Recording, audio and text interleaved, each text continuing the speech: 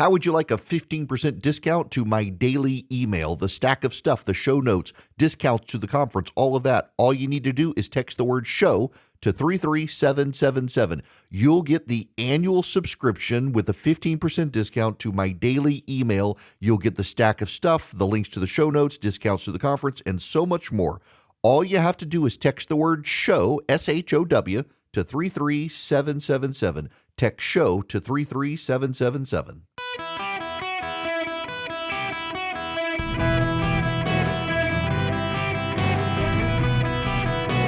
Welcome to the Eric Erickson Show podcast, Hour 3. Hello, America. It is Eric Erickson here across the United States. 877-973-7425 is the phone number. If you wish to be on the program, I would be delighted to have you. As always, text Eric, E-R-I-C-K, to 33777 if you want the live stream, the show notes, all that. By the way, I have not yet released the names of the winners of the Van Allen golf putters because I got to finish following up with them and with Van Allen to lock everybody in, but I will do so. We have our winners, and the putter is fantastic. You can always check them out at vanallengolf.com. I showed them to a buddy of mine who's a PGA player yesterday, and it was love at first sight. Now, I have to. Well, before I get back into that, I got to let you know something. There's some news happening. The Democratic National Committee has decided it will not release its long-awaited autopsy into why Donald Trump won in 2024.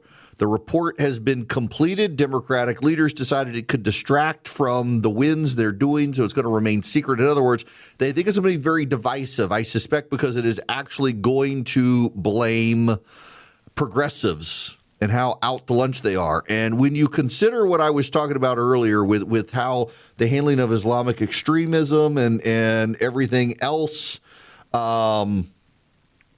it's kind of remarkable that the Democrats think that just because Donald Trump has problems that they don't. They do. They have real problems.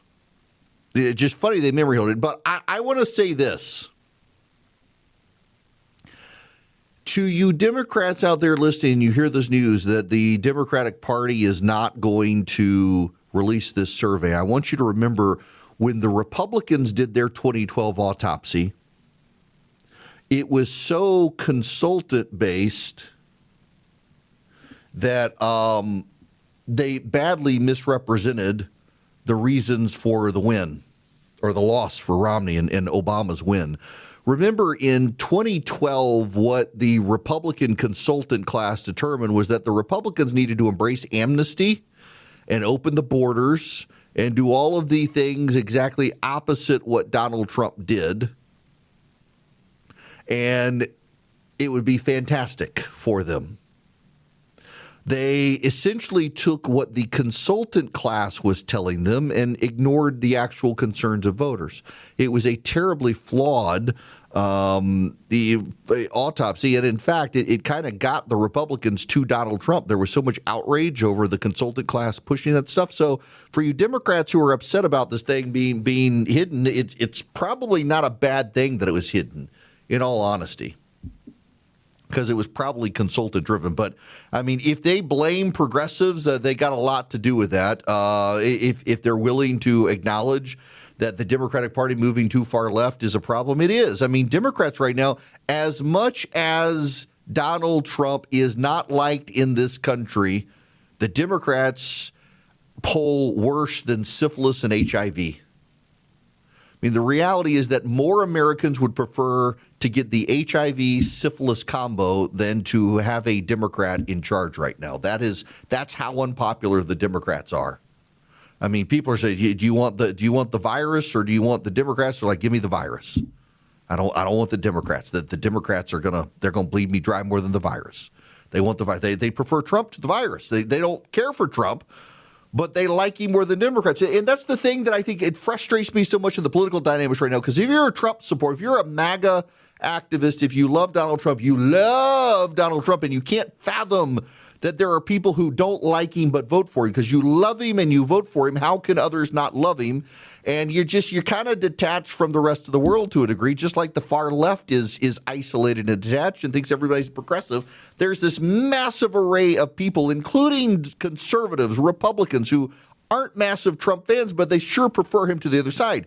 And, this is what I get from Democrats all the time when I complain about Donald Trump. And you voted for him. You're damn right I did. Look at your side. They can't understand how awful they are. I had one of them come after me the other day when I was complaining about tariffs on Twitter. Is there some point where you would have voted for Kamala Harris? No, there is no point at which I would have chosen Kamala Harris over Donald Trump. Why? Because I don't like some of Donald Trump's policies, but I don't like any of Kamala Harris's policies.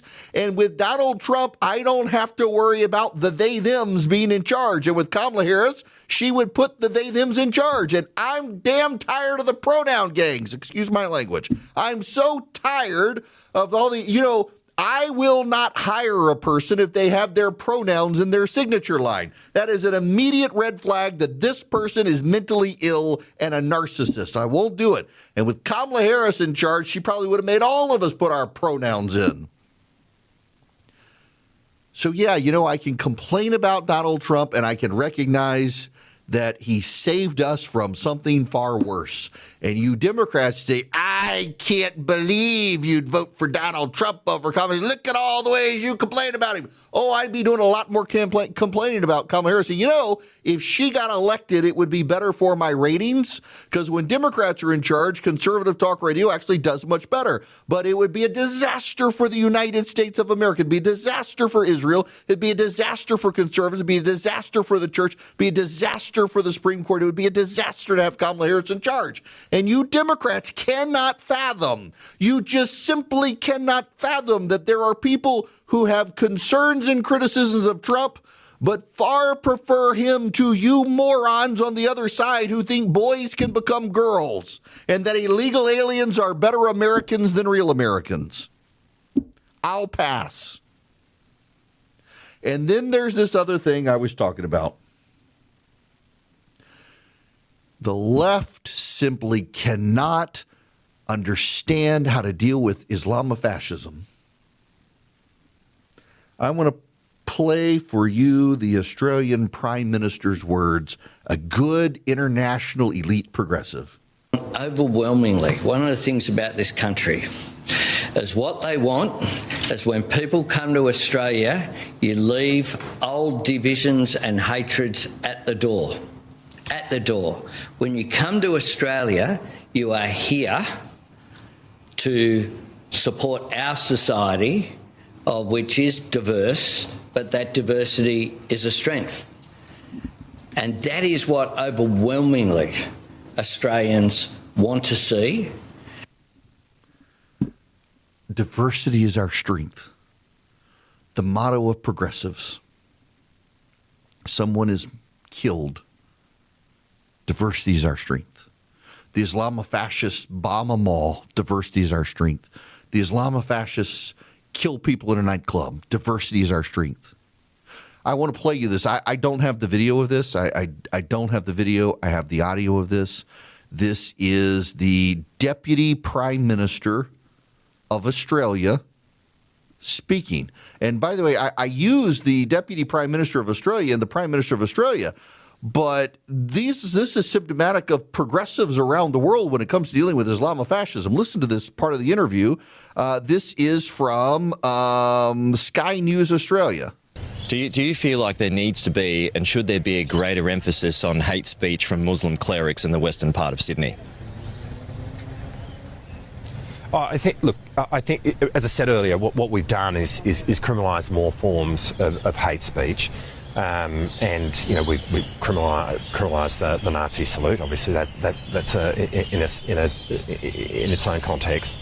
But we need to be looking at all of this, and it is really important that we have. So should there be a greater emphasis on this hate speech from Muslim clerics then?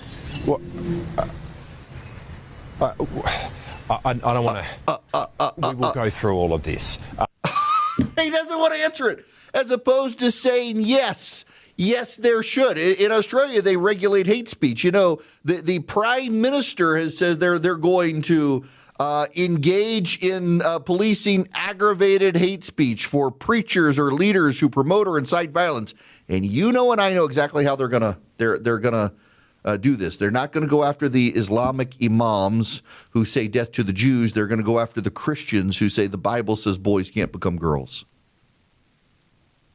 That's what they're going to do. Why do they do this? Those of you who don't like the theology riffing, you're not going to like this.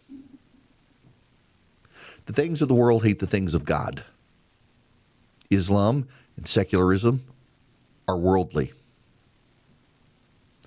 Jews were God's people. Jesus was a Jew. Christianity comes from Jesus. The Judeo-Christian tradition are the things of God, and Jesus himself says the things of the world hate the things of God. So the secularists can ally with the Islamists who would chop off their heads in a heartbeat if they could to get rid of the Christians and the Jews first, and then they'll fight it out themselves. That's what's going on here. It's completely theological. You cannot understand how secular atheists can bend over backwards to apologize for a group of people who believe in death to gays, throw them off buildings, force women into bondage and cover their heads in burqas and hijabs, and we've got to tolerate their intolerance. We just can't tolerate the intolerance of Jews and Christians, Orthodox Christianity and Judaism. Can't tolerate that. We just got to tolerate the Islamic radical worldview of jihad and everything else they offer. Why? Because the things of the world hate the things of God. That is the only real. Oh, there are lots of excuses about critical theory and diversity and on and on and on, but it all comes down to theology. The things of the world hate the things of God. Christianity came from a Jewish man who was fully God. Judeo-Christian tradition is anathema to the Islamic radicals and to the secularists because the things of the world hate the things of God. And so progressives cannot speak truth into the issue because they're on the side of lies.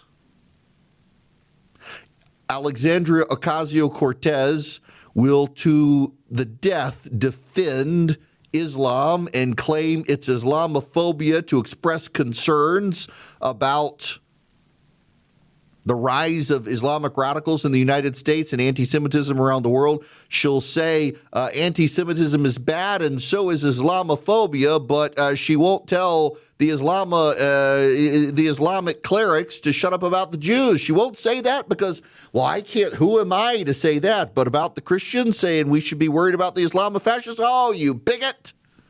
Because the things of the world are allied together against the things of God. Queers for Palestine only make sense from a theological worldview. Because otherwise, it's absolutely insane. It makes perfect sense if you understand the things of the world hate the things of God. It's the only way that you can find rationality in all of this is the things of the world hate the things of God. So Queers for Palestine makes perfect sense when you understand that and looks absolutely insane. I mean, let's be honest, it looks insane all the way around anyway, but that's it. The Australian Prime Minister, a progressive secularist, refuses to go to the funerals of the Jewish victims of mass murder on the beach at Bondi Beach because he doesn't want to inflame Islamophobia or anti-Semitism or stir up protest because the things of the world are allied against the things of God. It's the only rational way to explain what otherwise looks completely irrational. And it is irrational, but makes perfect sense when you understand the worldly hates the godly. Hello there. Welcome. It is Eric Erickson here. 877-973-7425 is the phone number. Got this from the White House short time ago. Today I'm pleased to announce that I will be signing an executive order to reschedule marijuana from a Schedule I to a Schedule III controlled substance with legitimate medical uses. We have people begging for me to do this, people that are in great pain. For decades, this action has been requested by American patients suffering from extreme pain, incurable diseases, aggressive cancers, seizure disorders, neurological problems, and more, including numerous veterans with service-related injuries and older Americans who live with chronic medical problems that severely degrade their quality of life. So what this does is, there are classes of drugs, like, for example, let's take anabolic steroids as the example the media is using. It's a good one. There are legitimate uses for anabolic steroids. They're just banned for use typically by people. With marijuana, there is a growing movement for particularly people with epilepsy and other issues to use marijuana for people with dealing with the side effects of chemotherapy. And it is very hard for companies to work with banks and financial institutions over it. So the president is loosening the rules. It's still a controlled substance for which you're generally not allowed to possess it, but recognizing there are some issues for it.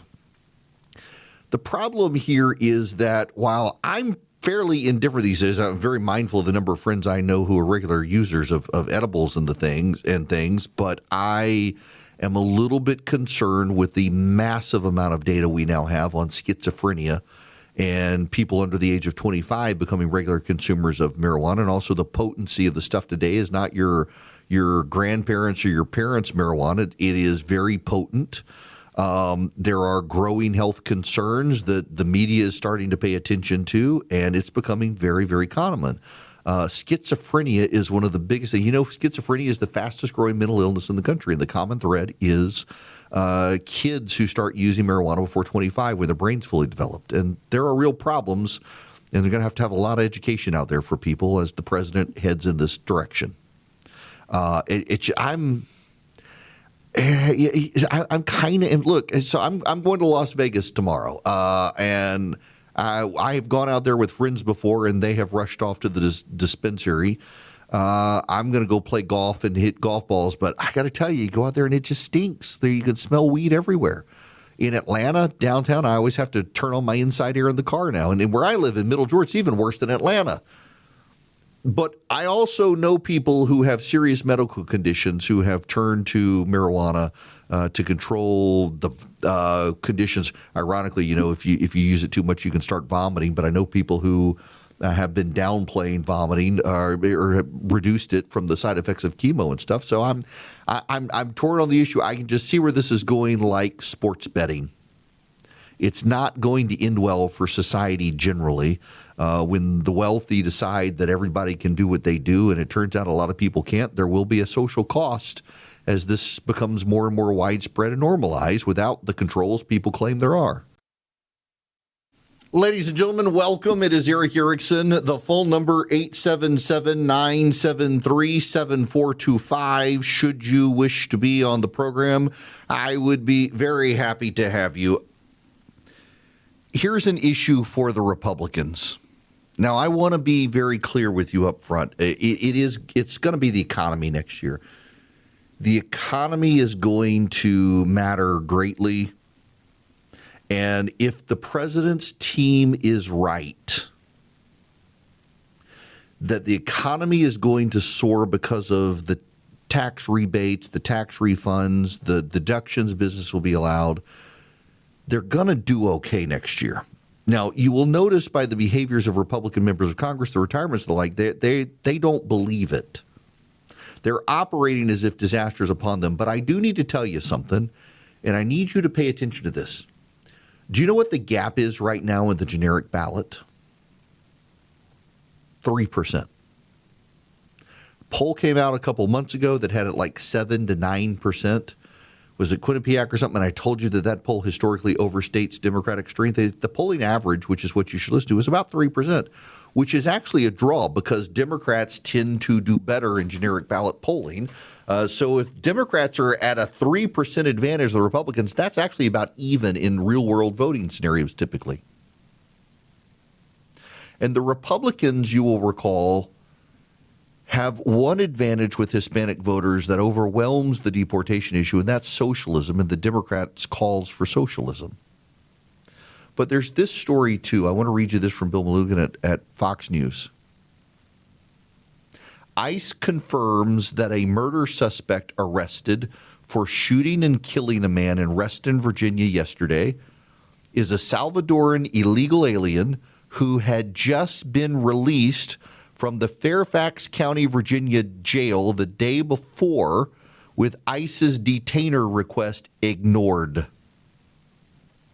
23-year-old Marvin Morales Ortez, a citizen of El Salvador, was arrested yesterday following a manhunt after a man was found shot and killed inside a home in Reston, Virginia.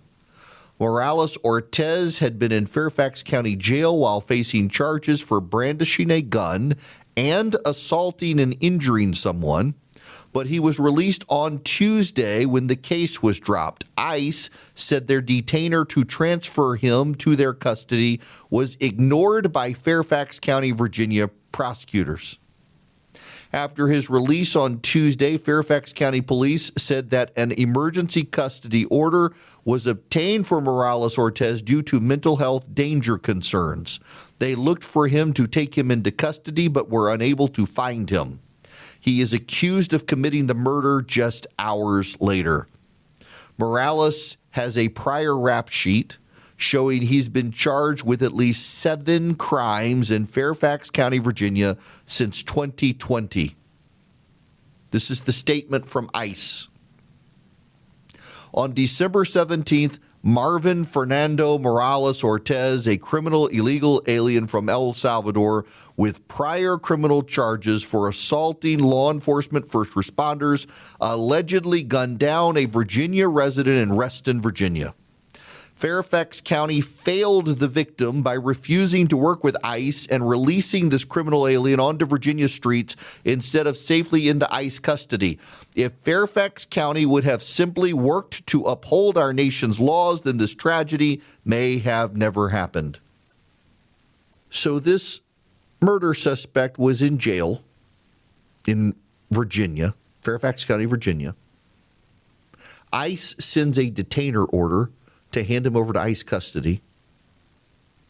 Instead of handing him over to ICE custody, they let him out of jail. And he murdered someone the next day. I want to go back to the audio I played you earlier. This is from Democratic Representative Quigley at an immigration rally. Let's reinforce the statistical fact that immigrants who are here are statistically more law-abiding than everyday Americans. Statistically more law-abiding. This was an illegal alien who murdered an American. But he's statistically more law-abiding, is the Democratic response. Lies, damn lies, statistics, and the real world. And in the real world, 23-year-old Marvin Morales Ortez, a citizen of El Salvador who's in this country illegally, was let out of jail to avoid deportation by progressive authorities in Fairfax County, Virginia, and then he murdered someone. Guys, look, I'm concerned about the economy, and I am concerned about tariffs. Echelon Insights is a Republican polling firm. Christian Soltis Anderson and Patrick Ruffini, good people. I've had Kristen on the show. Patrick's a friend. They had polling out yesterday after the president's speech. 51% of Americans blame Republicans for high prices right now, not Democrats. 51% of Americans say it's now the Republicans' fault. The Republicans need to deal with that. If the president's team is right that we're about to see an explosion in investment in this country and an explosion of economic growth due to taxes next year, when the tax plan takes effect, that's going to help them. they should be talking about this issue. Susie Wiles, and by the way, I want you all to know, all of you who doubted me, I want you to know I have it on very senior, high-level authority that I was right about my theory on Susie Wiles' 11 recorded interviews. That there are some things even this president, who likes to say everything, there are some things even he can't say. He can't say publicly he thinks J.D. Vance was an opportunist, but Susie Wiles can. He can't say publicly he thinks that his administration has gone too hard on deportations, but Susie Wiles can. And the people in the administration can get the message. What is the president and Susie Wiles' concern with deportations? Not these situations. They're concerned with people who shouldn't be rounded up, getting rounded up. The other day, I think it was in Florida, an American citizen was held in custody for 2 days before being released. He will sue, and he will win a lot of money. It was an American citizen who happened to be Hispanic. That's what the president's concerned about. He doesn't want to lose Hispanic voters. They're his friends. They have supported him. He doesn't want to lose them. And when you have, it's not ICE, it's Border Patrol making the mistakes. ICE is very good at its job. It's the Border Patrol that's more cavalier. And the Border Patrol, ICE gets the blame. It's actually the Border Patrol. The Border Patrol rounded up an American citizen who was Hispanic and put him in a detention facility for 2 days before releasing him. Didn't believe him that he was an American citizen. You as an American should not have to have ID. You know, in some countries, in dictatorships, you have to carry your papers with you at all times if you're detained to be able to show them you're a citizen or you have a visa to be there. In this country, you don't have to do that because you're free to travel. The American Constitution provides freedom to travel. It actually is a constitutional right baked into the underlying suppositions of the Constitution that you as an American citizen have the right to travel anywhere in the United States you want to go, outside of restricted like military installations, government buildings, things like that. And you don't have to show papers to do it. You get the right to do it. If you have to show papers, you have a license to travel. If you can just go, you can go. Now, you have to have a license to drive on the road because taxpayer money pays for it.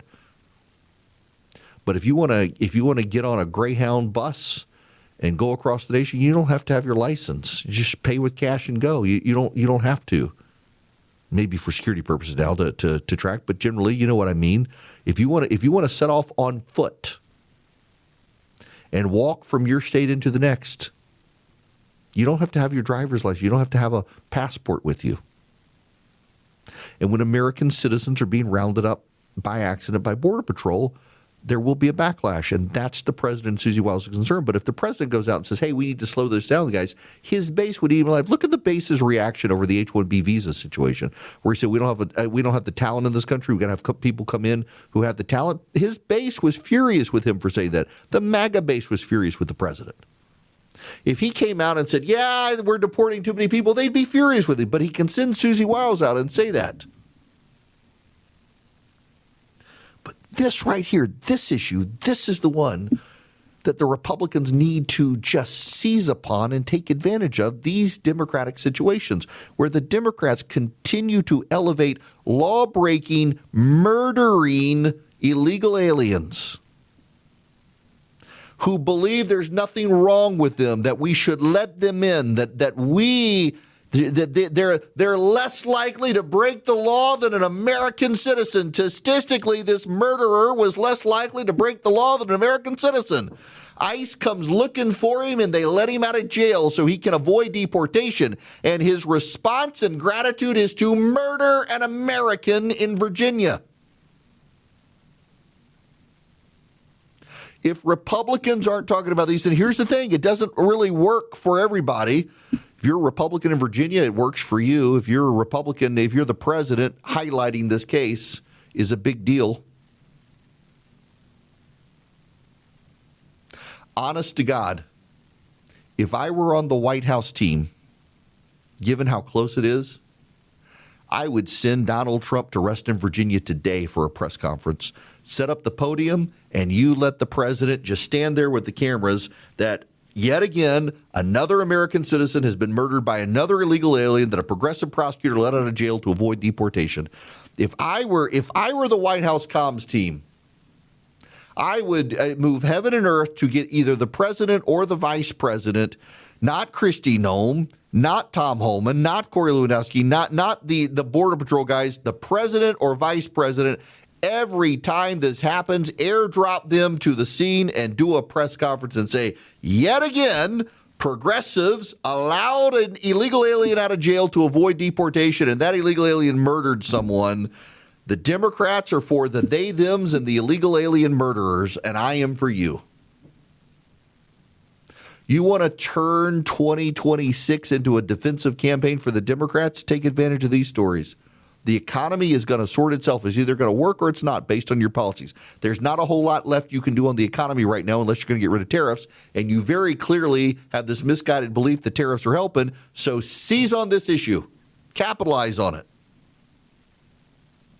Get in your motorcade. It's not far. You can take Marine One. You chopper over there to Reston. You land near where the shooting happened, and you do the press conference, and you say that Descano, who's the prosecutor there, and the left-wing progressives in government, they caused someone to die. They are responsible, and the blood is on their hands because they did this to help someone avoid deportation. You do that, and you do it when it happens in Chicago, and you do it when it happens in L.A., and you do it when it happens in Boston, and you do it when it happens in New York. You get there, and you highlight it because if you go, this is a national news story.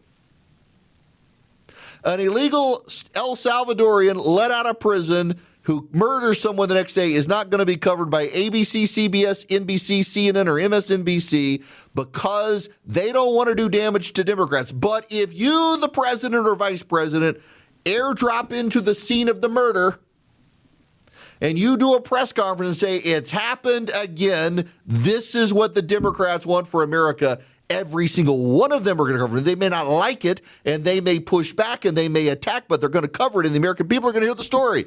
The pattern goes over, and you do it again, and you do it again, and you do it again, and you do it again. And there's a pattern that shows the Democrats cannot be trusted with power. They wrecked the economy. You're still trying to fix the economy, and now they're letting murderers out of jail so they avoid deportation. You do that, and you put the Democrats on defense in 2026, and the Republicans not only mitigate the anti-incumbent wave that comes with the party of the White House in a midterm, they might just actually pick up seats from people outraged.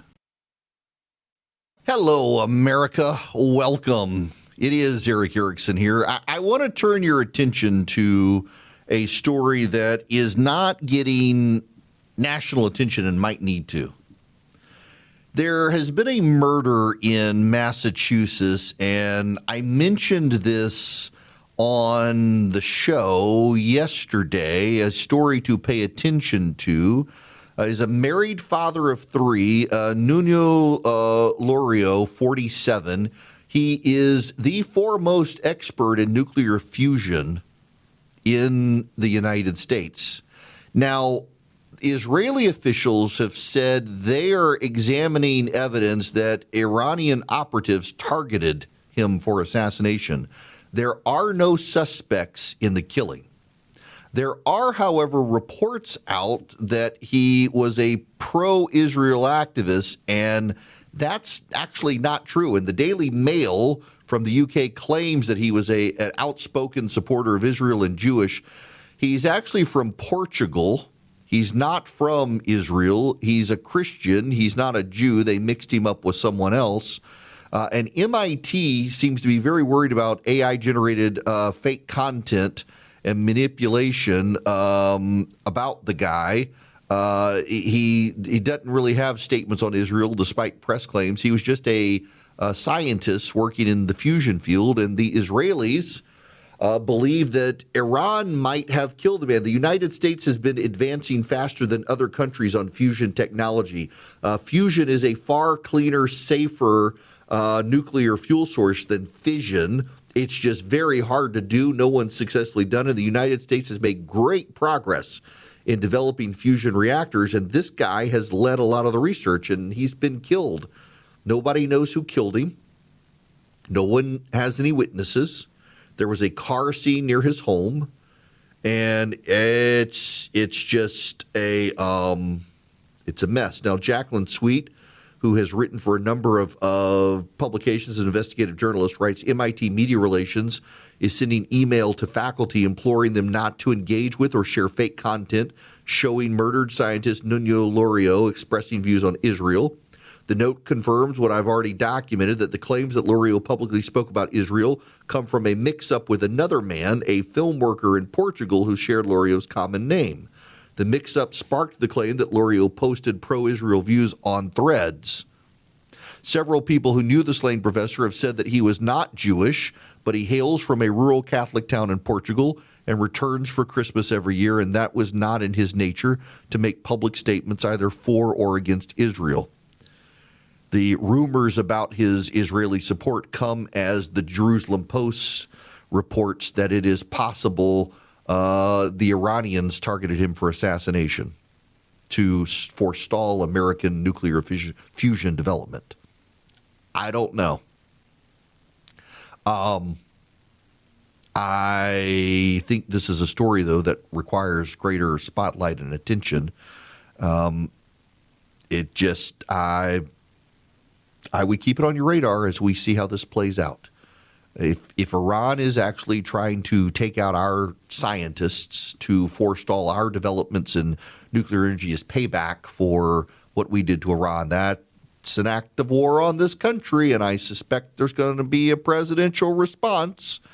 So I would just stay tuned to what's going on there. Now, at the end of the show, I want to say something. It is my wife's birthday today. Happy birthday to my wife. She is sadly at home with the flu right now. The kids have it. She has it. I'm the only safe one. I'm in the guest bedroom, and I'm going to Las Vegas tomorrow night to hit golf balls this weekend. And they told me, please go, don't get sick. Just come home and wrap all the Christmas presents for us. You guys have a great day. I'll be back on air tomorrow. See y'all then.